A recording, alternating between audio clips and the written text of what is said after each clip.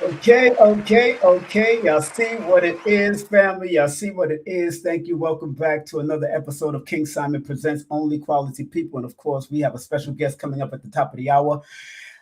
A broader perspective. We're going to talk about it. Professor Tony Browder will be with us live and direct at the top of the hour. We also are going to be, I believe, we're going to be simulcasting on Rising Sun show, Magnet, Pyramids, and Crystal. I believe we're going to be on their platform also. And we're also broadcasting on Facebook. We're broadcasting on Instagram at the same time. And of course, we're going to talk about we are the ancient ones on the planet. Just want to make sure that remind all of you beautiful people that the next coming interview after this one, tomorrow I will be on another person's platform speaking about numerology. Y'all know I'm the numerovator. That's what we do. I motivate people with numbers, thanks to all the great ones that I've studied, like Lloyd Strayhorn and various others. But I'm going to be on the Spiritual Pathways Holistic Healing YouTube channel and Facebook channel tomorrow. And remember, family, get all of my books on Amazon, author, teacher, numerologist, all publications available on Amazon right now. Or if you want to go straight to my quick links, go to Linktree/King Simon the Numerator. That's Linktree/King Simon the Numerator. And if you want to advertise on my channel, please DM me at King Simon Presents or 3474961022. You text me at that number. You can advertise on all my platform, $100 per month. That's how we do it. And remember, my audio book is now on my membership. You can get it through my membership. My membership is only $9.99 every month, but you get 4 hours of this. But I have over 200,000 hours of content on my YouTube channel since 2013. So, hey, y'all need to jump on it and get all the lessons you need, family. Just want to remind you, the next interview that I will be doing will be with the one, the only Dr. Nalani Valentine. Phil Valentine's wife will be here. You know, she went through a near-death situation. So we're going to be talking about life is what you make it, live it in a holistic way, all happening on March 22nd. But in Nicholas, the day before, we will be at Nicholas, Brooklyn with the one, the only legendary author, historian, archaeologist, teacher of ancient history, the one, the only Anthony T. Browder will be in the building from 1 to 5 p.m. at Nicholas, Brooklyn for the first time ever. $40 in advance, $50 at the door. Young people are absolutely free until the age of 17. So from 0 to 17, they're free. And remember, he's revealing his new book also at Nicholas for the first time. He's going to be actually speaking for the first time. And then we got an opening sound bowl alignment by Sister Kafunya Ifa. She will be dropping that. And then don't forget, one of my martial arts teachers will be with me on Wednesday, March 25th. Hanshi Khalik Lewis, a student of Master Duncan, a student of Soke Ali Khalik, a student of some great people. And he got a big event coming up that I'll be covering on this YouTube channel. And it's called A Day with the Masters. A lot of the masters from Nathan Ingram will be there. Professor Bill will be there. Master Duncan's children will be there. A lot of great male and female will be in the building. And then on May the 1st and May the 2nd, Professor Bill is doing the 13th annual gathering of the Circle of Sanukas Masters from under Dr. Moses Powell and Professor V, of course, whom I trained in that dojo for many years since I was younger. So enough respect to them. And then we're going all the way to California to visit our sister doing her first annual Raw Life Defense Seminar. I'll be covering that also in Long Beach, California, over there at the Expo Art Center over there on Atlantic Avenue in Long Beach, California. So make sure you scan the QR code to get all the information. Everybody else, you might have to call those numbers right there or go to their website and go to my brother's number, call my brother's number or email him. And last but not least, in the month of May, we'll be interviewing this beautiful family, this beautiful daughter and mother team. And the new book is called Did God Forget to Color Our Feet? Man, this is going to be a powerful. I read the book. I got the book. We doing the book, and we're going to bring the book to life. And also big up to my son with his recording studio. We got Green Studio NYC, one of my sons out of all 9 children. But Green Studio NYC, he does the audio books. He does all of that stuff that you want done for yourself. And once again, big up to my brother Lloyd Strayhorn, Lloyd-Strayhorn.com. That's Lloyd-Strayhorn.com. Make sure you show him some love. And Nicholas, Brooklyn, where we're heading, make sure you go to nicholasbrooklyn.com and make sure that you hit that GoFundMe. hit that GoFundMe, Nicholas Brooklyn, Nicholas Culture. This is for that GoFundMe for both of them, one in Manhattan and one in Brooklyn, and 10% off for all retail purchases. Or you can do buy wholesale stuff from over there. And again, please join my membership anytime we doing things. So, man, without further ado, family, I definitely can't wait to bring on this brother here, because this brother has been a staple in our community and this consciousness for a long, long time. And I used to watch him at the UAM. I've seen him at a few places before for many years. The UAM at the Slave Theater, UAM at, when he went to the Elks Lounge. Anywhere that Alton Maddox went with it, I went, and we was there. The late great Alton Maddox, and I can't forget his great wife, Viola Maddox. Man, all the great people that I've been around. And without further ado, we're going to welcome on our platform for the first time on my platform, the one, the only Professor Anthony or Tony Browder in the building. Let me give him a round of applause before I bring him up. Let's give him a round of applause right here and now.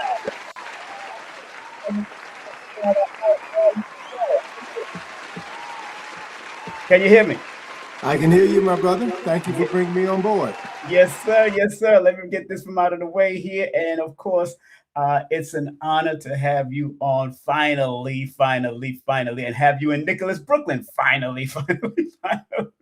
They say everything happens in time, right? So you live long enough, you get a chance to do most of what you've been wanting to do, right? That is the truth. I totally get that. That's, and man, you've always been a beautiful spirit, man. I've always been listening to you, and I love how you teach, of course, because the way you're very calm in how you deliver, and and cool and collective. I'm from Chicago, brother. This is how we do it on the West Side. Now, I know Chicago. I've heard some histories and stories about Chicago. But I said the West Side. See, West Side is a different side. Right? Yeah, the different side. They smooth too. Even the pimps were smooth. They were smooth. I see you've been reading about Iceberg and those bad mama jammers. Yes, sir. Yes, sir. Iceberg was on the West Side. Yes, sir. See. So exactly. So I've been reading since I was young. I've read Iceberg Slim back. In fact, I was trying to interview one of his children to get him on my show. One of his children and one of Donald Goem's children. I was working on them. They kind of, one of them is into the mental facility stuff. Not they work in the mental facility. They help with the mental patients and all that. So I understand. So, brother, we got you coming in New York. Thanks to Jade. Big up to Linus Crown. Yes. Sister making our connection, and the Heritage International UNIA for also helping with us bringing you in, because it's been a long time. I got your number from years ago, but every time I try to email you, you be busy, you be traveling, you was doing a lot, So enough respect to you, and of course, congratulations to the grandchild from Atlantis. Big up to Atlantis. Oh man, I know that sister's a beautiful sister, man. Go ahead, talk about that. Well, look, man. For those who know me and know my story. Yes, it's a story that is similar to the stories of most people that we know. Yes. I was born and raised by a single parent. Yeah, me too. And my mom instilled in me the value of hard work, the value of getting an education. Right. And when I became a parent, and ultimately divorced my wife and got sole custody of my daughter, right. I was committed to be in her life, because growing up as in a single parent household, yes. I did not meet my biological father until 3 years ago. Whoa! Right? Until just recently, 3 years ago. So growing up without a father left a void in my life, right? Wow. And one of the things that has worked to my benefit is that I always tried to fill that void by identifying with male figures, male personalities who had the qualities right. that I wish I would have inherited right. from my dad. So when I saw John Henry Clark, I latched onto him. When I saw Asa Hilliard, I latched onto him. When I identified men who had the qualities that I aspired to achieve within my life, I latched onto those people and grafted those personalities, aspects of their personality, into my personality. Right. And so that's how I sort of crafted my life. And when I became a father, a single parent, right. I did not want my daughter to grow up not knowing her dad. Yeah. And so taking on that responsibility caused me to really grow up and be right. more serious about the choices that I made in my life, because now I'm responsible for another life. That's right. And one of the important things that I encountered on my journey was meeting Ivan Van Sertima in 1977, 3 years after I graduated from Howard University, and Right. learning from Van Sertima that ancient Egyptians were African. You know, that blew my mind, because I had never learned that information in elementary school, high school, or college, even though I attended predominantly Black schools all of my life. And Right. that's when I began to realize that there was a void in my education, that I indeed had been miseducated. And so I assumed personal responsibility for re-educating myself. And as a consequence, as a result of becoming a single parent, I assumed personal responsibility for educating my daughter. So I took her to Egypt when she was 7 years old. Yes. And let me pause. I jumped into my conversation I know. with you a little bit too I quickly. know. I know. I want to take this moment to acknowledge my mom, Ann Yes. Browder. Today is her 91st birthday. I Yes. also want to acknowledge my cultural mother, Dr. Frances Cress Welsing. Today is also her 91st birthday. And I Yes. also want to acknowledge another powerful male role model in my life, Tom Burrell, who also is from Chicago. Tom Chicago. Burrell is the dean of Black advertising, created the largest Black-owned advertising agency in the world, wrote the Wow. book Brainwash, Challenging the Myth of Black Inferiority. And so 3 people who were born on this day have Yes. had a profound impact in my life. And you're the numerologist, so I know you can probably figure out, Yeah. what the deal is with 318, right? Yes. Um, but there is a science to numbers. There is a Yes. science to living. There's Yes. a science to history. Yeah. And there's a science to understanding the impact of all of these things on your life. And once you understand science, and when we speak of science, I'm speaking specifically of the Latin definition of the word, which means to know. To know. So it's about acquiring knowledge. And when you acquire knowledge, that helps to minimize doubt, confusion, and fear, and establishes a path for you to follow, which helps you to minimize problems in your life if you're doing it right. So, I've been blessed to have been able to be in the presence of, to study under some of the most brilliant African-centered men and women.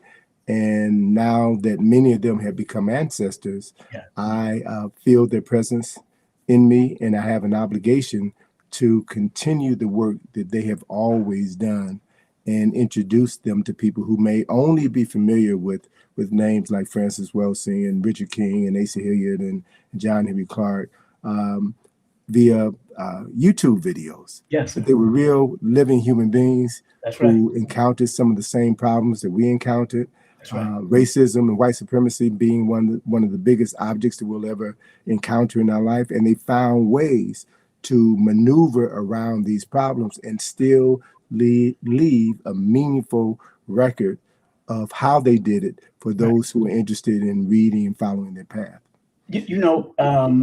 Man, thank you for that, because you led me to a question, because you said your biological mother is born 318, which 18 in numerology is really a number that adds up to the 9 that deals with humanity and love, like the highest level of love they have to offer, whether they're being of service to people, being of service to their community on a high level or a low level, but also being service to a child. In comparison to your mother and Dr. Frances Cress Welsing, what did you see that was compare both of them? What did you see out of both of them that you seen so similar between the All two? right. Well, one, they were both Pisces. Yes, they was. And they both grew up in Chicago. Okay. Spent their formative years in Chicago. Right. And in the 70s, both of them came to Washington, D.C. And so coming from Chicago, man, shapes your consciousness in ways that people are still trying to process, still trying to understand. There's something special about Chicago. There's something special about brothers and sisters who've come out of Chicago, and particularly those who left Chicago and came to Washington, D.C. Right. Washington, D.C. in the 70s. I came here in 71. Washington, D.C. to me was very much like Mayberry RFD. Well, Washington, D.C. was a slow country town. D.C. is technically in the South. It's below the Mason-Dixon line. And many of the people here who live here, Black folks specifically, work for the federal government or the district government. So there's a specific mindset that was Right. crafted in this environment. But coming from Chicago, Chicago was, when I was growing up in the 50s, and of course, even worse when my mother and Dr. Wilson were growing up in the 30s, Chicago was and still is the most racially segregated city in the United States. But in the midst of the racism and the isolation, you had thriving Black communities on the south side where Dr. Wilson lived, and on the west side where we live. So I was very close to Dr. Wilson's older sister, Lauren Love. And Lauren would tell the story that one of their best friends was a descendant of Ida B. Wells. And she talked about the fact that her father was a physician, his father was a physician, and the mother was an educator, and that the father was dedicated to the Black community, and that even though he was a physician, he would oftentimes give his services away in order to serve his community. So there was a strong sense of Black pride. There was a strong sense of uplifting the race that was instilled in us in Chicago. And so when they came to DC, they brought that spirit with them. And as a consequence, in DC, which is the capital of the wealthiest, most powerful nation in human history, they are moving in circles of power, and they brought this innate confidence with them as they moved in that circle. And both being proud women, intelligent, sharply intelligent women, and no nonsense women. They challenged people, and they did not back down. So, I was blessed to be in the same environment where Dr. Wilson was in Howard University, although I didn't know her until about a decade after I left Howard. She's in that space, and she challenged the system at Howard University. Matter of fact, she lost her position at Howard's medical school. She was denied tenure because she had recently written the Crest theory on color confrontation, right? And what I loved about Dr. Wilson is that she did not change her position throughout her entire career. She was the same person. She had this dogged determination, and you'll notice if you watch the videos of Dr. Wilson, particularly when she was being interviewed by when she was debating Shockley, when she was interviewing with Tony Donahue, Brown. she never lost her cool. That's right. Never lost her cool. And with her training as a psychiatrist, as a scientist of the mind, she knew the importance of maintaining her cool as she was slicing and dicing up people with their words and their theories left and right. She was a master at that. So the other interesting thing about both of these profoundly strong and important women in my life is that not only did their life have a profound impact on my life, but I was also at their bedside when both of them transitioned. So to know them when they were strong and powerful, and to be with them when they take their last breath, helped me understand the importance of love, helped me understand the importance of helping someone you love transition to become an ancestor. And then once they're gone, to understand the importance of maintaining their legacy and also being able to access them as ancestors, right? And be able to know that it is possible to tap into their spirit, their energy, and allow them to continue to nurture your development, while you're still alive. So that's part of that whole cycle of life. Is part of understanding and being close to people who have nurtured your development, and realizing that there is no death, right? The most important aspect that we as human beings will ever possess is memory, and that everything exists within the mind. And once you free your mind, once you understand how the process of thought works, then you have power in your hands. Yes, sir. You know, Yes, sir. and so knowing that and understanding that and helping others understand that is probably one of the most important things that we could ever pass on to the people that we care about. Man, I had the chance a year before she passed on. I had the chance to see her again, speak at Greg Tate's place, the poet laureate of Harlem, his place. Hmm. And she signed my book again. I told her sign again, and then I gave her my book to my numerology book, my first ever numerology. And me and Lloyd Strayhorn was there. He gave his book to her too. So she had both of our books in the archives. And then the next year later, man, oh man, and it was a snowstorm, and the place was packed at this Mm, event that she came. Packed. When I say packed, standing room only. I was mm. with my wife at the time, and I told her sit down, and I will stand up like men supposed to do. You know how we Absolutely. do. Like we was taught in a lot of these lectures to sit down, and when these women are here and children, put them to sit down, and we stand up and do security. That's what we did, and I made sure I stood post right next to her where she was speaking, Hmm. and making sure anytime the elders came in, even when you was in at UAM, I'm standing post with Mike Gray and all of them. I'm there. I'm just because I understand the importance of protecting the tree of wisdom from our elders at any cost. That's why I don't understand this new wave of disrespecting elders and not adding on. And we're gonna get into a little bit of that too, because there's a lot of that going on nowadays that a lot of people, at least what we see, the perception that they're constantly trying to disrespect and disregard what the elders went through to get the information that they did, such as an Ivan Van Sertima, such as a Dr. Clark, such as, of course, Runoko Rashidi. Professor Runoko Rashidi told me personally he had to go in there with little cameras to take pictures in certain places. Yeah. So, and it could be a life or death situation, even with Sheikh Antadia. Those who knew him, it was a life or death situation to bring that information outside of the pyramid or outside of what they studied as far as the esophagus of these things. And it reminded me of the Richard Pryor piece Mm, where he yeah. went into the pyramid. Hmm. Yeah. And, oh man, it was black like me. Oh my God. What do you say about what's happening with the young people being separated from the elders' wisdom and the elders not trying to get to them or work with them as much as they possibly can to get to? What do you say about what I just said in regards to young people disrespecting elders and the knowledge that they came and offered back in those days to now?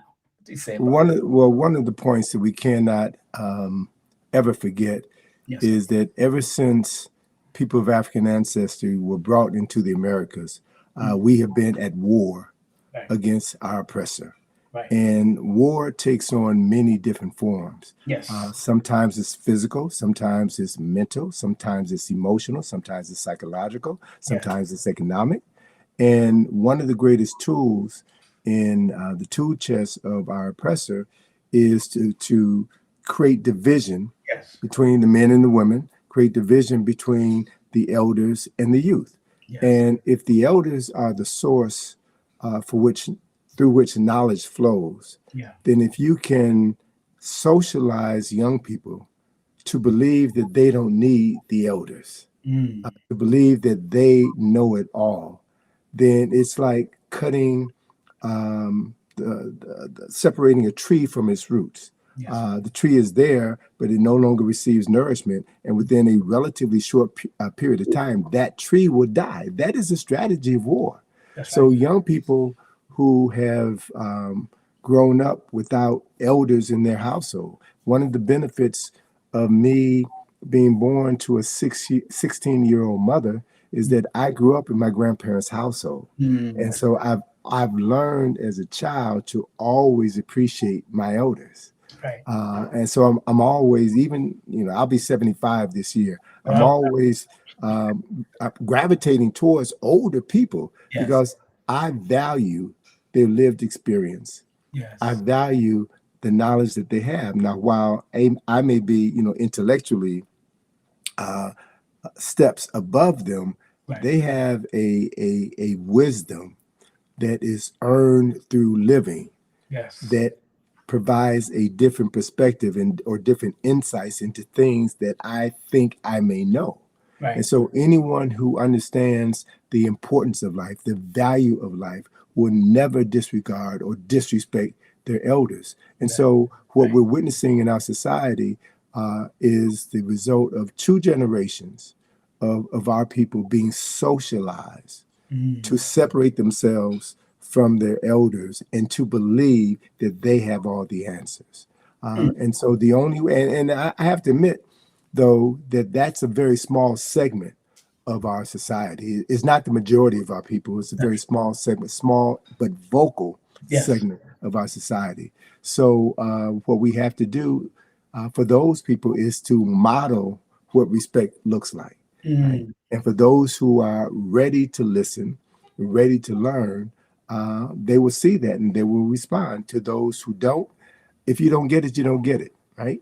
Right. And the larger lesson from that is that even back during the time of our enslavement, there were people who were enslaved who did not want to be free, Right. Right. who would not listen to the Frederick Douglasses or the Harriet Tubmans or the Nat Turners. They were comfortable being where they are, and they were incapable of seeing the larger picture. And the Right. larger picture is always about the lives that extend outside of your life. If you're only focusing on yourself, you're going to be self-centered. You're not going to respect others who may be able to add value to your life.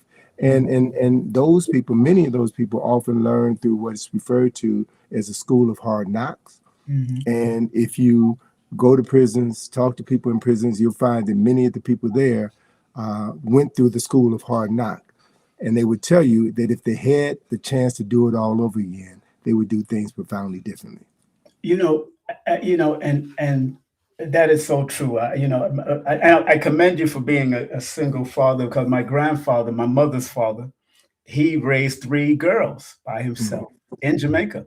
And it Mm. wasn't the easiest part from 1930s during those times and all that kind of stuff. So anytime I hear a man like you say you had to raise your daughter, my grandfather raising three of them, he had to try to split them up between his sisters, but he was the Mhm. primary caregiver, and I Sure. understood that, because he was raised with nothing but sisters, and that was I think that was very important to see that, and going back to the elder thing and the youth from I appreciate what you're doing over there at the Thurgood Marshall Center, all the work that then the young people coming in, the elders coming in together.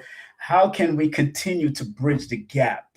Because TikTok, social media has become their library, so to speak. It Mhm. has become their hieroglyphics or their medunat. Really, it's become their parents. It become their It's raised them, yes, right? yes, yes, Um, yes. and so here's the other thing that I want you to consider with regards to that question. Okay.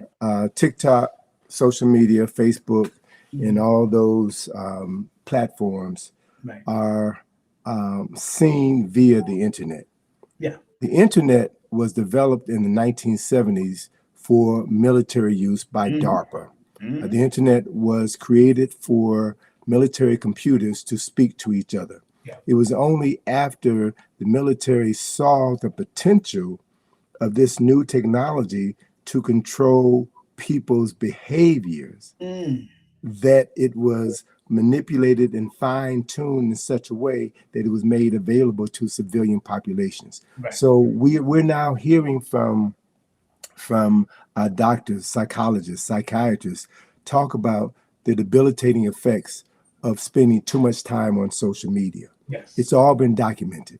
And there are pediatricians who are saying that no child under the age of 12 should have a cell phone or should be spending unsupervised time on social media because of the negative impact that it has on the mental and social development of that child. So Right. it's a known fact that these things are powerful tools in the right hands, but in young, unsupervised hands, they can arrest their development. And so I submit to you, my brother, that given the fact that we are living under conditions of war, social media is used, the internet is used as a weapon of war. And I recall an ad from the 1990s for the military. It said, the first battlefield in any war takes place in the mind, Exactly. right? And I would add to that, the first casualty in any war is the truth. Yes. So what we have today with much of the social media is half truths and outright lies that are constantly being shared across multiple platforms in order to move young, impressionable minds into a dark space, into a sunken space, if you will, where they have not developed the capacity to distinguish between the truth and a lie or half truth. And they spend much of their time believing in things that have no foundation in reality. And as a consequence, they may waste years or decades. Right. Decades. And so, what this does, again, if we're using a war concept to lay out this concept, Yeah. what you're doing is you're taking potential soldiers off the battlefield. You're destroying them before they even have the opportunity to realize that they're in a war. That's right. And so it's a strategy that is being used now because, as I learned from my relationship with Tom Burrell, who I talked about earlier, whose birthday is also today. Tom Burrell is 87 years old. Wow.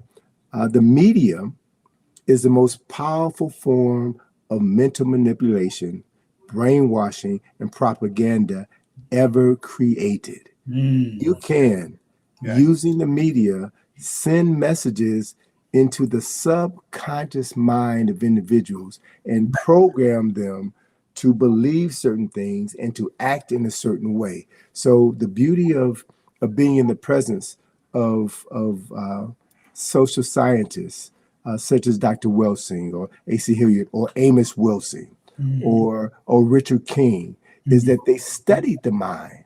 Right. And while the internet was a new product during the time that they were in their heyday, they still laid out a clear path about the importance of knowing yourself and protecting what you are internalizing and accepting as your reality.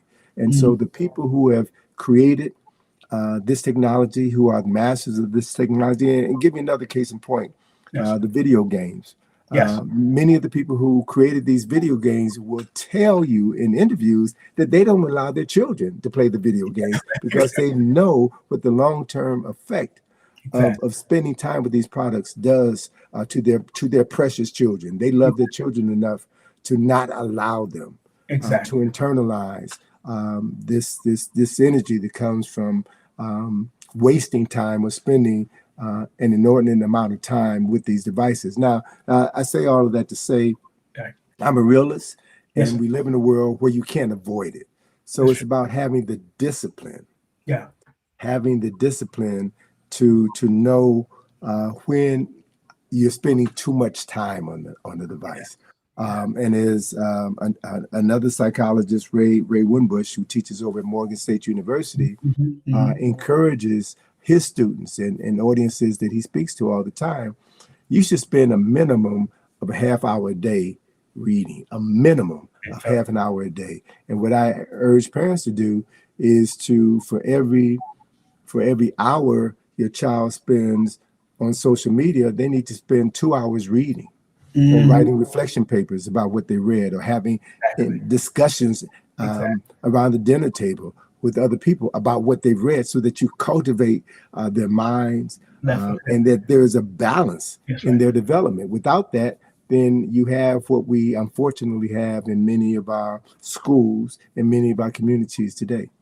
Family, those that are just tuning in, it is now 30 minutes after the hour. We have our dear brother Anthony, Professor Anthony T. Browder, an author, historian. I mean, archaeologist. I mean, he gets in on a world tour all over the place, but he does a lot of great work throughout the world. And I want to remind everybody, please make sure you go to his website, the IKG Cultural Resource Center.com or the IKG-info.com. You can go to those. You also have a Cash App. Y'all see up here. There's a Cash App. Y'all see that's $KARAKH2. make sure that's Karak, right? Or Karak? That's how Yes, you it say it? is. Correct. Okay, Karak too. Make sure you support him through his Cash App because he's got a lot of work, especially when you're doing those digs in Kemet and all of that. And remember, he will be for the first time in Nicholas, Brooklyn, ever. For the first time in Nicholas, y'all want to be out there. Get your tickets right now. I got the ticket links pinned to the top of the chat if you want. Remember, young people are absolutely free all the way to the age of 17. Bring them in. And if they're 18, I might still let them in because, I got knowledge of self when I was 14 through the 5% Nation. So I always try to make sure I open the doors for young people. It's $40 in advance, $50 at the door. We're going to have vendors in there. We're going to have him. Of course, he has his own new book called The Browder Perspective, talking about his 50 years in this consciousness, doing this stuff. Now, before we go there, because I do want to talk about that, 50 years is nothing to sneeze at. I'm 59, so nothing to sneeze at when you talk about 50 years. The new wave is the promotion of indigenous America. This Western Hemisphere, the Indians, the FBA, the ADOS, the everything is going on. Everything is, and I understand acknowledging your lineage and heritage. I respect that. I've always respected. I'm born here. My parents are from Jamaica and Cuba. I was raised in this culture here. And I know a lot of people used to try to dog out and said America didn't have no culture, but that was not true. I never said that ever in my life because I grew up in it and understood mixing music and spinning music and doing what we were doing, the break dance and all the stuff that I did before I even went back to the reggae culture. What do you say about what they're trying to do now from all these organizations and the big Indian movement, and big up to Top Cat because I believe he's probably the only one that really travels and go and look for the research. What do you say about all these organizations? Real quick, we ain't gonna go deep into that, but what do you say about all these organizations doing what they're doing now, please? Well, I would say this: there's nothing new in the world except the history you do not know. And so we often find that ignorance or misinformation runs the world. Yes. We're witnessing that right now in this country with this current administration. Ignorance is running rampant. There are people who only have one perspective, one slice of the pie, and they ignore everything else. Yes. One of the things that I learned from my relationship with Ivan Van Sertima, who grew up in Guyana, yes, who lived the first 14 years of his life in the bush, right. And he is of African and indigenous ethnicity. And Van Sertima said something that I have lived my life by. He said that you should never talk about anything in public that you can't validate with at least 4 sources. At least 4 sources. So when I talk, when I write, I don't talk about what I think. I don't talk about what I believe. I only talk about what I know. Yes. And I talk about what I know based on sources that I've gained this knowledge from. And I always provide my sources. Right. I'm skeptical of anybody who pretends like they have it all or they know it all, and they never say where they gained their information from. The reality is nobody knows everything. Right. And that anyone who is true to the process of acquiring and passing on knowledge will let you know their sources so that you can check them out. Yes. People should not just take me at my word. I'm a human being. I make mistakes. But by citing my sources, people can verify what I'm talking about. And if I'm incorrect, right, then all I ask is that you give me the sources to prove that my statement is incorrect. And if that source is a valid source, then I will add that to my knowledge base. So here's the other beautiful thing, and this is why my current book is so important. Yes. My 50-year journey to enlightenment. Like most young people, you reach a point in life where there was a statement that I remember learning in elementary school. It says there was a time in my life when I cared what people thought about me. And then I reached a point in my life where I didn't care what people thought about me. Right. And now that I'm older, I realize people weren't really thinking about me at all. Exactly. So my point is, as a result of living long enough and having a drive that was instilled within me by my mother. Right. to travel, to read, to study, to learn how to have meaningful conversations Right. with people and how to grow from those conversations. I'm now at a point in my life where I now understand the things that I thought I knew. Right? Yes. Now to get that, I now understand the things that I thought I knew. So 40 years ago, I created the Egypt on the Potomac field trips of Washington, D.C. I've been.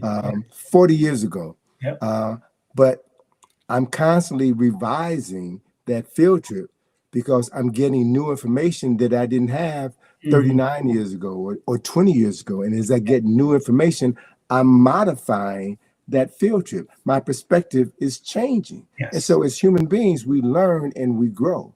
Right. And our lives, if we live them correctly, should be a model of growth and development. Right. Anyone who doesn't change over life has not lived, right? Mhm. If you're still doing the same thing at 30 that you were doing at 20, or at Yeah. 50 that you were doing at 40, then you have not grown. Not grown. We are supposed to grow up. And Yes. as you grow up, you grow out of certain beliefs. Some beliefs become stronger and you grow deeper into them. But if I can paraphrase a line in the Bible, when I was a child, I thought like a child. But when I became a man, I put away childish Things. things. And so Exactly. a man is a Sanskrit word which means mind. Yep. As a mind grows and evolves, then it does not believe in the things that it used to believe in. It evolves. And, Mhm. and so, all I'm saying with regards to new organizations that are causing division, Right. um, where would they be 10 years from now? Most of Mhm. them will be gone. Most of them will be forgotten Right. because they're built on a foundation centered around Mhm. disinformation, Right. centered around tearing people apart, Right. as opposed to bringing people together and helping them build and grow. Right. And so, longevity Yeah. has a way of weeding out who's serious and who's Oof. not. Yes. Oh, it does, bro. And I had to defend some of the elders because a lot of them wasn't there. A lot of the young guys, and again, young guys and young girls that are jumping on this. And you remember Dr. Laila Africa saying a lot of us jump on things emotionally, very emotional with what Hmm. we would dive into in regards to history and all of that instead of going to get the facts but beyond shadow of a doubt. And one of these podcasts, and I'm not going to mention any name, but they know who they are, and I know they watch me. They said something in regards to that these elders were paid in these universities to do. And I said, well, one thing in the privacy of an automatic spot, because remember, automatics won a court situation against allowing Europeans in his place. Hmm. People forget that because the Jews won it. So automatics proved that he could win it. So in the privacy of his space, I remember one of the elders, I believe, I'm not sure if it was either Ivan Van Sertima or it was Amos Wilson, or one of them was saying in regards that they had to be like a spook who sat by the door Absolutely. to get the money from these people to go and do and get the digs and come back and teach what they had to teach. And I don't think they understand. And most of them probably never read the book or read the book. Because I knew Sam Greenleaf. I met him Hmm. over the phone. We talked. But I used to watch the movie constantly about this spook who sat by the door since I was young. So a lot of them don't understand that some of these elders that did work for universities and college and all of that, they got the money to take care of their family, but yet it gave them access Hmm. to information that laymen would not get. So, Hmm. what do you say about that? What I just laid out about our brothers having to go behind enemy lines to get information. Sure. Well, actually, I was a freshman at University of Illinois Yes, when Sam Greenlee came in to speak about the yes, book, The Spook Who yes, Sat by the Door. my brother. And people make sacrifices, Yes, and not everyone who makes a sacrifice is a sellout, right? that's right. Sometimes people do what they have to do. Circumstances force them to do what they have to do in order to feed their family. Right. And so, with regards to people who either were working in academia Yes. or working for the government or Mhm. in the military. In Yep. all of those instances, you had people who were engaged in those environments in order to make a life for themselves. And Exactly. you had folk using the spook who sit by the door as an example. You gained skills, you gained intelligence, That's and then right. you brought that intelligence back to your community in order to win the war that you were fighting, in order Exactly. to ensure that you would have a victory. So Exactly. there are scholars, and a good example that we talked about at the start of this program was Frances Cress Welsing. That's right. She was at Howard University's medical school, Exactly. and her father had told her about melanin. Mm. So he planted that seed in her head. And when she graduated from the university, he paid her way to go to Germany, to travel Right. to Germany, so that she could study these people. What was it that allowed these people to be suckered into following Adolf Hitler? She wanted to understand the functioning of the mind, and she came back and she applied the same seriousness to examining how Black people have been suckered by institutions and environments here in the United States of America. And so she was fired from her job at Howard University Mhm. because the person who was over her was a gatekeeper. All Yes. right.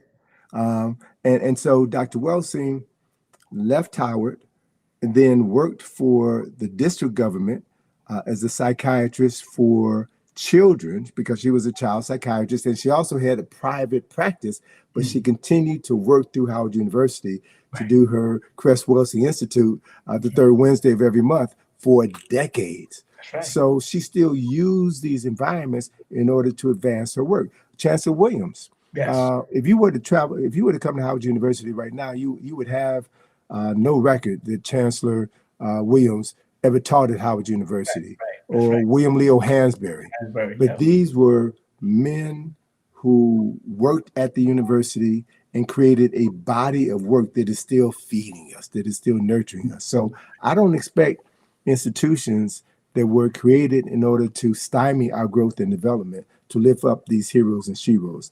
That's not their job, Right. right? So it's important for us that we identify who is for us and who is against us. And Right. then we support those people who are doing the work, who are investigating their time, their talent, and their treasure Right. in doing the research. And see, another important fact about what we're talking about is these scholars that I referenced, the Van Sertimas, Mhm. the Jarps, the Obingas, the Chancellor Williamses, many of these people, Carter G. Woodson, Mhm. many of these people left academia in Mhm. order to pursue their own personal and cultural interests. Right. And they paid the price for it. When you're associated with an institution, there are endowments. Yes. There's funding available to you that allows you to do incredible work. And so, one of the things that has always interested me is looking at those scholars who chose to function outside of the academy or outside of the establishment. How did they create what they created? So, if you look at Van Sertima's work with the Journal of African Civilization, Yeah. man, that was an incredible series of publications that he produced over a course of almost 2 decades Yes. that still stands the test of time. And it raised the bar Yeah. among African-centered scholars in the 80s. It raised the bar because Van Sertima showed you how it was to be done.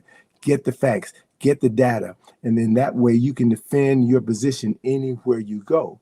And so we are supposed to build on the work that our elders Yeah. initiated and improve the scholarship, improve our outreach to Right. our community, and that's what progress is all about. So, as I said previously, a lot of the folk who have the megaphones now Mhm. won't be around 10 years from now. Mm. Um, but the other problem associated with that, they won't be around 10 years from now, a decade from now. But the tens of thousands of minds that they influence will not be around either. Mm.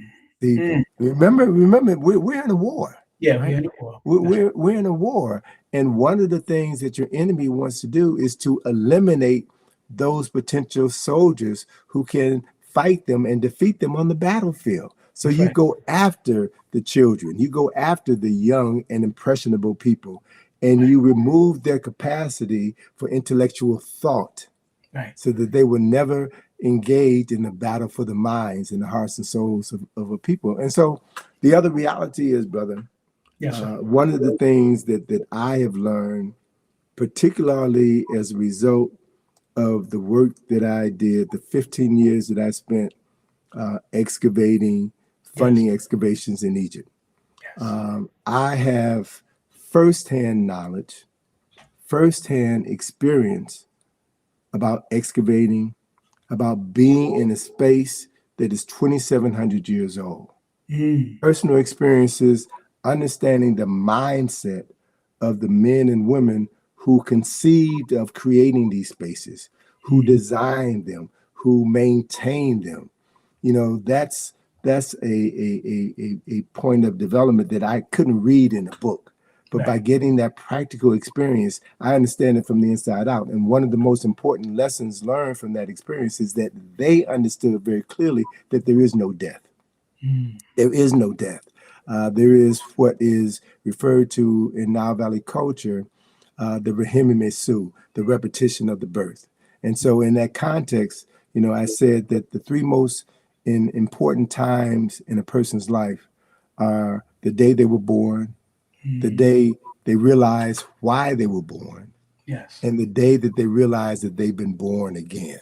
Now, Mm. once you understand what most religions will never teach you, or most universities will never teach you, once you understand that the body is temporary, but the soul and the spirit are eternal, and the spirit comes back in a new soul in a new body with each incarnation, Right. and that the essence of Nile Valley civilization and African culture in general is this understanding that we are our ancestors.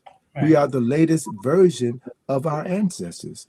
And residing within our bodies is not only the genes of all of our ancestors, but as Dr. Richard King said in 1989, when we hosted the third Melanin Conference, Richard King said something to me that kind of went over my head, Mm-hmm. but part of it was downloaded into my consciousness, and I never lost it. He said that scientists and geneticists and some psychiatrists understood that we inherit the genes from our ancestors, from our parents, but we also inherit their memories, right? Mm. And it was Dr. Patricia Newton, who also was a Yeah. psychiatrist, Yes.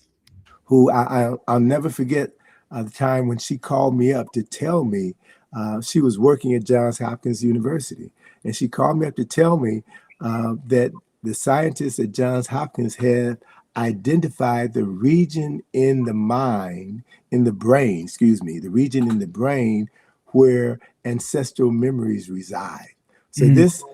this idea was no longer a theory, it was a proven reality. And Right. then once you begin to drill down into what this all means, it means that African people have the oldest DNA of any people on the planet, and that people from the continent of Africa, Homo sapiens sapiens, have been living on this planet for at least 300,000 years. So Right. Africa is where the very first human beings lived. Africa was the departing point for everybody who now inhabits the planet. So Africa is the birthplace, right, for all humanity on the planet. And that we carry within us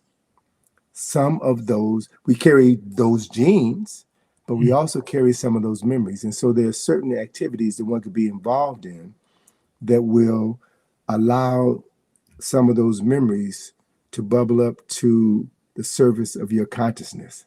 And then you will have the capacity to know what they knew, right? Mm. And if life is a continuum, which it is, then the life that we're living today is setting the stage, is establishing the foundation for all the lives that we will live in the future. So Yes. if you know that, if you understand that, if you live and breathe with that knowledge, then it means that you don't waste this moment on Yes. foolishness. And you're able to distinguish a lie from a half lie, from Yes. the truth and the whole truth. And once you are able to zero in on that energy, on that consciousness, then I can say, just speaking from a personal level, not theoretical, but speaking Right. from a personal level, Right. I've been able to tap into knowledge or memories that I'm not supposed to have. Yep. I'm not an Egyptologist. I'm not an archaeologist. I'm not a fundraiser. I'm not all of these things that I've been doing for 30, 40, 50 years. Right. So where does that knowledge come from? I didn't go to school to learn these things. Exactly. Where does that knowledge come from? Exactly. And once you begin to understand that we are, the phrase is multi-sensory beings. We have senses that exceed the 5 senses that we've been socialized to embrace within this particular environment. But we are multi-sensory beings. And once you learn to cultivate those higher senses, then it opens you up to deeper levels of understanding. And you can find, if you're attuned to this information, you can find people who presented this knowledge in a coded form for those who are ready to receive it. So in my latest book, Browder Perspective, I have a chapter on Earth, Wind, and Fire, and how an Earth, Wind, and Fire album, all in all, changed my consciousness. And I've been following Earth, Wind, and Fire since 1977, right? And so if you think about one of their biggest hits, That's the Way of the World. You think about the hook to the song that Maurice White wrote, That's the Way of the World. Hearts of Fire create love desire to take you higher, higher to your place on the throne. Maurice White was talking about, he was singing about the 7 chakras. And he wanted, the objective is to move that energy from your root chakra, your lower chakra, to your heart chakra, the 4th chakra, and burn off the negativity, to burn off the fear, to burn off those things that tie you down to this lower cardinal energy, and then take that energy higher and higher to your place on the throne, the crown chakra. And once you access that higher energy level, you now open yourself up to levels of consciousness that have always been there, waiting for you to cultivate. And that's what I refer to now as ancestral intelligence. Ancestral intelligence is the only AI that should matter to a conscious person, because what we have been dealing with for hundreds of years is artificial intelligence, white history, white culture, white religion, white pathology that has been passed off as intelligence, as knowledge. That knowledge will not enhance your quality of life as a spiritual being having a human experience. And so once you can differentiate between what is of value to you and what is garbage, then you make wiser choices. As Elijah Muhammad used to say, you place a clean glass of water next to a dirty glass of water, and you don't have to tell anybody which one to drink from. And if you choose to drink from that dirty glass of water, that's your choice. That's the consequences. Man, family, he's going to be in Nicholas, Brooklyn. Man, this coming Saturday. That's the wrong flyer. The right flyer is right here. And he's going to have the new book, of course, The Browder Perspective. Man, his 50 years in this enlightenment, man, the thing that he's been doing most of his life. And one more question I want to, please, family, get your tickets. You can go to my link tree /King Simon, the new motivator, and the ticket is right there on the top tier right there. You see, it says Professor Anthony Browder tickets, and also for the live stream, those who want to watch it on the live stream. If you can't make it in, you live across the pond, you live in Canada, live in the Caribbean, you live anywhere you live, all 196,940,000 square miles of the planet Earth, we got you. So, one more question, because it's like 55 minutes. I want to make sure. I didn't know if Unc is still there. Did you have any questions, Unc? I don't know. You had any questions? Oh, you good? Hold on. I can't hear you. What you said, brother? I'm good, man. You good? I'm good. I'll see y'all Saturday. I'll see y'all. I'll be there. I'm in Lab Zone now making stuff. All right, Saturday. All right. Make sure you make him something, bro. I'm making magnetic rings so he could clear our blood vessels, so we could live longer with good blood. Yes. All right now. So you're gonna have some of that. All that he does magnet that. All of that. This magnetic rings, because leading cause of death in America is heart disease, and it's grease in the bloodstream. Yes, sir. So this is to help the plumbing. I'll see you. Okay. We'll see you there, because Dr. Blair used to give me one of those magnetic things too back in the day. Yeah, that's what I'll have. All right. Hey, I like the way you handled this, Brother King. This was great. I'm going backstage in the lab. I got you. Hey. Yes, sir. We're broadcasting on. Oh, we lost you. Yeah, we're broadcasting on Unc's Magnet Pyramids and Crystals platform, also on Facebook. Also, we're broadcasting on IG. We're broadcasting on my Facebook, my YouTube channel also. So we got 4 or 5 different platforms we're broadcasting on right now. Just want to make sure everybody, again, get your tickets and don't forget to support their website. And one more question off your website. I really want to share something before we get off this line. And this is a brother that I met once, I think, at UAM and briefly. But what do you say? We just lost our brother, Charles Finch, man, Dr. Charles Finch, man, and what a great loss, because I tried to get him on the show, but I know he probably have gotten sicker, and I don't know what had happened, but I did get a contact for him. How do you feel, and what was his great contribution from your perspective of the great Charles Finch? Please, brother, share that. Well, I was blessed to have Charles Finch write the foreword to my book, Finding Karaka Men. It was Charles Finch who was one of my most ardent supporters for the Asa Restoration Project. He had come to the excavation site in Luxor on numerous occasions. And it was Charles Finch who told me that I am Karaka Men. I am the reincarnation of Karaka Men. I have come back to excavate my tomb. And you know, I when he first said it, I kind of dismissed it. He's just stroking me, trying to make me feel good. But he was emphatic about repeating that over and over again. And Finch was someone who also understood the whole concept of the Rahim Misu, the repetition of the birth. Finch, those who knew him knew that he was also known by his Serer name, Wagan Fai, and that through his travels to Senegal, the elders in that community identified him as the return of the spirit of Wangan Fai, an ancestor who had lived several centuries earlier. And so Finch understood this cycle of life and what that really meant. And he, along with our dear friend, Dr. Patricia Newton, Sister Segmet, reinforced this idea of me being connected to Karaka Men. And so they're the ones who call me Karak, right? Karak 2 or K2, as Segmet used to call me.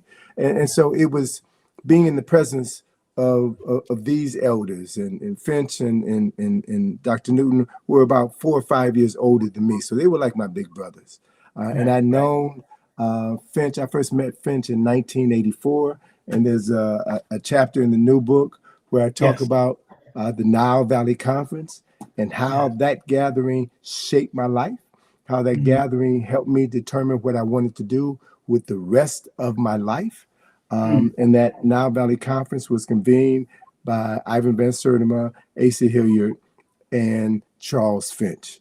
And so the men who were responsible for putting me on the path that I have followed for the past 4 decades, they're all ancestors now. And I was blessed to have relationships with all 3 of them. I've grown closer to Charles within the last decade, and miss him dearly. But I would tell you this, brother, we conducted in DC at the Thurgood Marshall Center 40-day ascension celebration for Charles Finch on the 26th of February, the day after his 78th birthday, and the day he became officially an ancestor. And sisters from Adasi, some sisters within our community, created an altar. And that altar did what altars were supposed to do. It became a spirit door. It opened up a portal into the ancestral realm and allowed the spirits of these ancestors to come forth into that space, and validated the importance of the work that we were doing. So Charles Finch has helped me understand my mission, the clarity of my mission, and he has clearly identified how I'm going to be spending the rest of my life. So I'm in this forever. Yeah. And I know that the work that I have done in this lifetime is going to make it easier for me to do more work in the lifetimes to come. And it's my honor and obligation to do so. So this Saturday, I want folk to come out to Nicholas, Brooklyn. Yes. This Saturday, I'll have an opportunity to talk about information that's near and dear to my heart. Right. And in discussing these things, I don't just talk about what I think. I don't talk about what I believe. I talk about what I know, and I share my receipts so that you can also know what I know. You know, and you know, any last words to up and coming people that might want to be an author, historian, archaeologist, teacher of ancient history in any part of the landmass? What would be your any good words for the young people that, because I told you I'm going to introduce you to an archaeologist that have their bachelor's in it, and I you know, they're upcoming, especially the women, you know, and children, even children, because you know, when you produced that book with your daughter, I bought that book immediately, sir. I remember because it encouraged me to write. Those was one of the books that encouraged me to say, "Oh man, if the daughter can do it, I can do it too." You know, children can do it. I mean, we used to listen to read Dr. Seuss books and all this other madness, but you know, I'm thankful for a family that, you know, came from the Caribbean, gave me a little Garvey, gave me a little Bob Marley, gave me the music from Americas and all that, because we were listening to music of Americas right here, the whole the soul music and everything, even while I was going back and forth to Jamaica visiting my family, and in Cuba too. You know, that you find that you see all cultures intertwined. Like Celia Cruz, I met Celia Cruz and she said, Simone, she gave me a big old hug, Simone, and she looked like my grandmother. So I was like, yo, so when she passed on, I was like, man, I'm glad to have met her. I met Gil Scott Heron. I met some great people who gave me good advice. He said, young man, can you read? I said, yes, sir. He gave me 2 of his books, Vulture and another one, Gil Scott Heron. So, bro, what is it that you can give to the young people right now, in closing, what they should do if they want to pursue things that like you've been doing all your life too? Please. Simple, do the work. Nothing comes to anybody without hard work. And as Baba J. Carruthers used to say, the reward for hard work is more work. We're not here to play. We're not here to waste our time. We're here to do the work. And the quality of work that we do establishes a legacy that will lift up others who are behind us. And it paves the way for us to inherit a better quality of life when we return. Hard work is its own investment, man. Yes, sir. It's the only thing that really matters. Hard work. Y'all hear what our elder have said. You got to make sure you come on out, but let's make sure y'all go to his website too. I want to make sure I put it in the chat again. And man, I've been putting it in the chat all this time. I want to thank him. As a matter of fact, you was out of town when I went and did the Egypt on the Potomac field trip. Your daughter is the one that took us. And that's so when we seen each other at over there in Queens with James McIntosh, we gave each other a big hug. It was good to see her, man, because I was on the trip. And man, thank you. And I'm so glad that she is doing well. And I can't wait to see what your grandchild gonna do. That's what I can't wait. I'll still be here probably. So look, you know, this year I'm doing my last study tours to Egypt. I've been traveling to Egypt for 46 years. Wow. I've got 3 tours planned, one in June, one in July, and the last one in December. And when I'm done because there's other things that I need to be doing with my time, other books that I need to write. So my daughter is going to continue that work. My daughter's been to Egypt 20 times, right? So it's a family thing. My grandson is now growing up in this environment. So he's going to be the 3rd generation of Browder scholars and pay it forward. And that's going to be our contribution to uplifting the race. And I'm following the footsteps of my heroes and sheroes, beginning with my mom and Dr. Frances Cress Wilson. So, brother, it's been a pleasure. Thank you so much. And I'll see you Saturday. I know you got something big coming up tonight. So enjoy whatever you're doing this evening, man. Thank you so much for being that. I hope you don't be a stranger to my channel, sir. Please, we got to do it again. All right. For sure. All right. Thank you. That's our brother, Anthony T. Browder in the building, man. We want to show him love, man, and thank him for coming out And I know he got other things he got to do, man. I would have had him at the nighttime, but it was all. Let me see, Unc, where you at? Let me see if I can bring up Unc real quick. Unc Rising Sun will be also there with all of the stuff. You got to take yourself off of mute. What's up? You on mute? All right. What's up, Unc? Was that good? Man, I like this format. And the family in Magnus Crystals of Pyramids also appreciated, your presence and the message. Thank you. Because we all family. We frequency family. That's right. And in the spirit of Ubuntu, you rocking, Brother King, rocking. Thank you. And those that are on his channel, on my Facebook, on Instagram, my link tree /King Simon the New Motivator is right there on the top link. As soon as you go to my link, and of course you get all my books and stuff.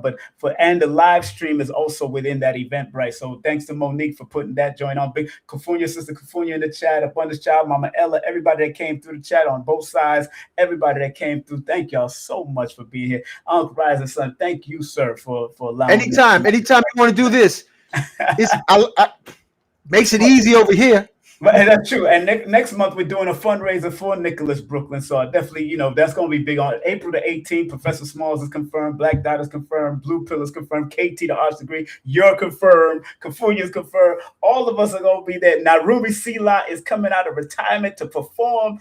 That is going to be something on fire. So, bro, that's April 18th from 12 noon to 9 p.m. Vendors everywhere, outside and inside. And we're trying to raise funds. All the front door proceeds go to Nicholas Brooklyn. And the vendors that are the speakers, they're going to get a deal, or they just allowed to give like 10% to Nicholas. But hey, whatever it is, just support Nicholas so we can keep this legacy alive. After 52 years, we don't want it to fall to the wayside and don't be around ever, because there's a lot of bookstores like Liberation Bookstore. All these bookstores went to the wayside. First World, all of it's gone. Yeah, you was there doing First World and all of them, so you know what it is. So we're trying to keep the legacy alive with Nicholas and keep him on. But thank you so much. And tonight I'm having Brother G. That's right. Brother G at 8 p.m. He's got first time being on Magnus Crystals Pyramids. Family, he's a literary genius. He's a crazy author. He's a scientist, madman genius. I have his books. Yes, I do have his books. That's my brother. Is that a good description, Brother King? That's a good description. Matter of fact, he's supposed to be having some movies based on his books too. So big up to him. So make sure you talk to him about that. That should be interesting. And big up to his wife, Sister Shai. Shai. And she's a Sag. Yeah. I never got his birthday. When is his birthday? He's a Pisces. Oh Lord, that's an interesting combination. And that's tonight at 8. So I'll see y'all then. Yes, sir. So thank you very much. All right, peace, brother. All right, peace and love. Thank you. That's our brother, Unc Rising Sun, one of our elders, the mad scientist. And I don't call it mad as far as crazy, but mad to me is an acronym mean making a difference. MOD, making a difference, because what he does with the orgone energy, what he does with the magnet, what he does in his science lab is making a difference so we can stay in our healing frequency as much as we can. So believe me, I've known Unc for years, donkey years. So enough respect to him, and thanks to his whole platform for allowing me to be on there today.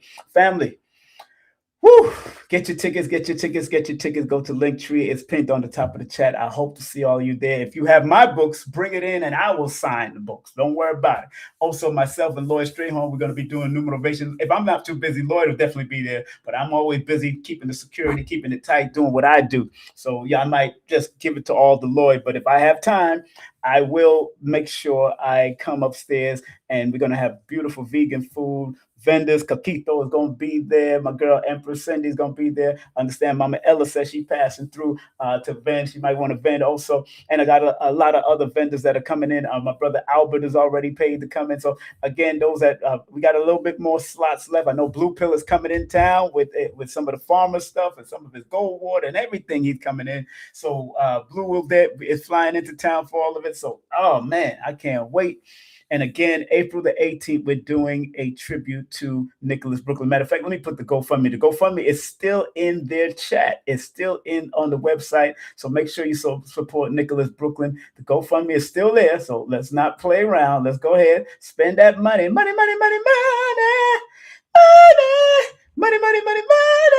So make sure you spend that money with Nicholas, and let's keep this thing alive, because we're working between two places. Nicholas Brooklyn and Nicholas Cultural. So it's not just Nicholas Brooklyn alone. Nicholas Cultural too is all a part. It's the arm and the leg, man, of that body. That's the arm and the leg of the body. Nicholas Cultural in Manhattan and Nicholas Brooklyn in Brooklyn. So make sure you support. It's in the chat right now, family. This is the GoFundMe. Don't stop. If you did it before and you did it again, hey, do it again. Throw some love. That's all. Circulate your funds. Circulate, because the more you circulate, the more it comes back to you 100 folds. And there's Mama Ella in the chat saying, yes, yeah, Lord. Hey, Mama Ella, you can do some consultation too if you want. If you're coming, if you're going to vend your CMOS or whatever, you can do some consultation near your table. It can put you in a nice space where you can do that. But we're going to be in there to win it. We're going to be in it to win it on Saturday, March the 21st. That's the equinox. That's the spring equinox coming in. So that's going to be beautiful for the spring equinox. And family, my next lesson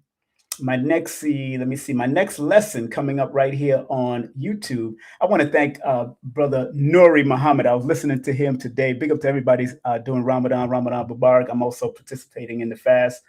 Nuri says something that caught me this morning, because I was listening to one of his lectures this early in the morning when I got up around 4 or 5 o'clock in the morning. He says, if you're not at the table, you're on the table. Why not own your own table? So I'm going to break down the numerological meaning of the word table, because he said it 3 times. If you're not at the table, you're on the table as food, of course. Why not own your own table? Why not own your own? So we're going to break down the numerical meaning of the word table. You're going to find out some very interesting stuff with the word table, why it's so important to understand that if you're not at the table with the rest of the people, the big heads, then you're going to be on the table as food, and why not own your own table? So we're gonna get it in. That's me in the AI. You see me in the AI purple suit with the that's me in the AI with my staff. You know what I'm saying? We doing what we gotta do, because we gotta beat down Babylon and all the foolishness happening out here with information, knowledge, and mathematical information, so we can help guide our people as much as we can. So man, I can't wait to break this down. More than likely, I'm gonna do it tomorrow.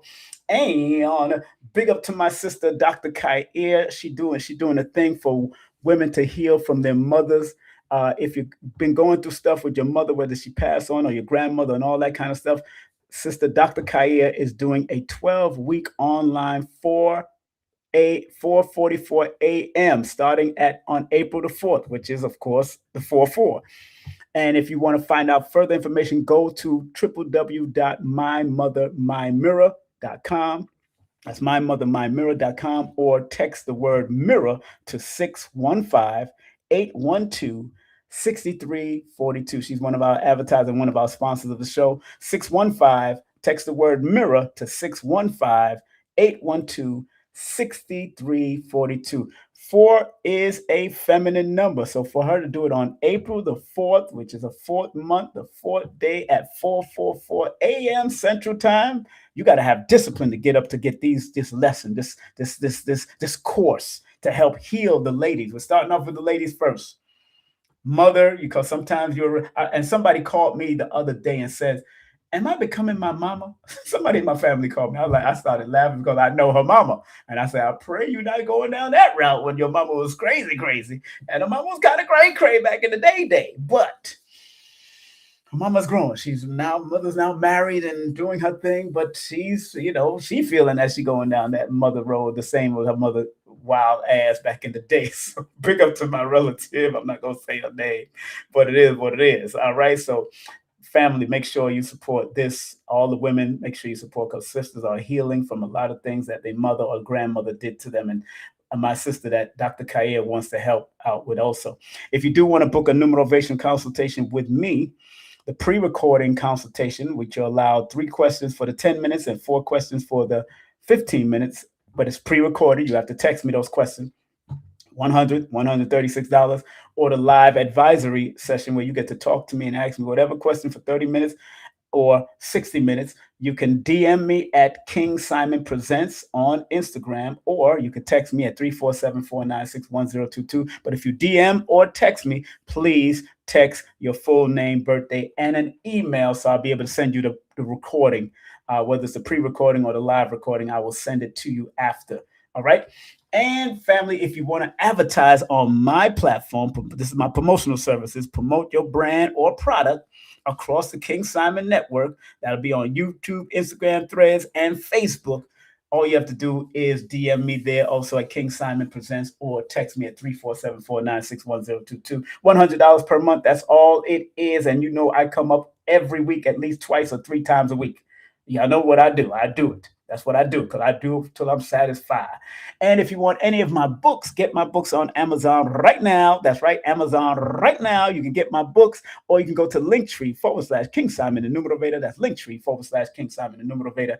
And remember, my audio book produced by myself, by myself and my son, Prince Imagine, at Green Studio NYC. If you want your audio book done also in a nice, beautiful binary code or healing code like he did in mine, please contact him at Green Studio NYC. And here's his number right here, 347-455-9056, or the voicemail. You can leave a voicemail at 929-456-3009. That's my son, Prince Imagine, from Green Studio NYC. Also, shout out to Lloyd Strayhorn, my brother, Lloyd-Strayhorn.com. He's advertising me. I advertise him. Even when he don't advertise me, I'm advertising him, because he's one of the elders that helped me along this astronumerology version and lifestyle that I'm in, that helps to pay my bills and take care of family situations and all that kind of stuff, and all that. So big up to Lloyd Strayhorn for teaching me how to turn it into a career alongside my other careers, like promotion and production and all that kind of stuff that I've been doing for years. Take my class on Udemy. That's udemy.com, and put the word in holistic numerovation, or just put the word numerovation. I'm the only one on there teaching numerovation. That's my found. I found it, and I am the creator of it. So we do what we got to do to make that happen. Also, next interview coming up on after Anthony T. Browder in Nicholas, Brooklyn on the 21st. Make sure you get your ticket. And Sister Cafunia is doing the alignment sound bowl healing. The next interview after that will be Dr. Nalani. Those who don't know, she had a near-death situation. Matter of fact, she had died in Dr. Valentine's hands, and he had to resuscitate her. We're going to talk about that.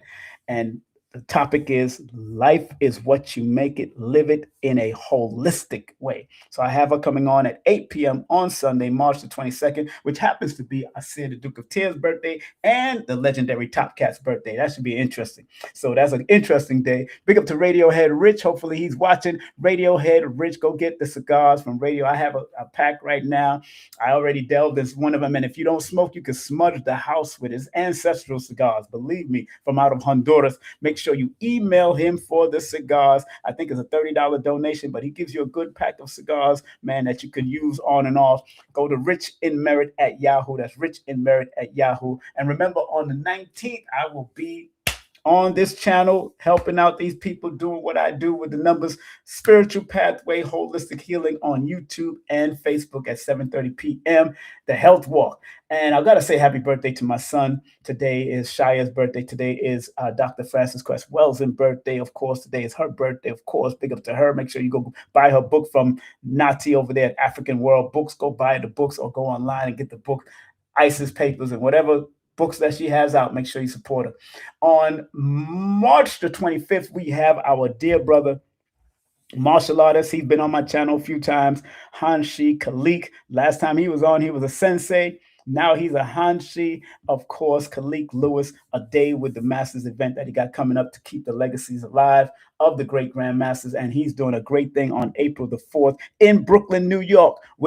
I'm covering that with my YouTube channel. So y'all will be able to see it live as we interview a few of the grandmasters that may come true. that they come through that time. And so make sure y'all give them a call if you want to be a vendor, if you want to be a spectator, if you want to pay at the door. That's up to you. You want to get advance tickets, but I will be covering it from 1 to 5 p.m. on April the 4th. So I can't wait to be there. And if you're in Brooklyn again, we're going to be with Professor Bill, tribute to Dr. Moses Powell and Professor V, the annual gathering of the Circle of Sanukis. We're going to be there live. I'm going to be there, not on the 1st, I'll be there on the 2nd at there. So make sure you call the number right there, 718-210-3190, or go to the website and support. And last but not least, in the month of June, we will be in Long Beach, California. That's Long Beach, California. I believe that's where Snoop Dogg is from. Long Beach, California. So make sure I will be there with the one, the only Raw Life Defense, Professor Zaharia. Boom.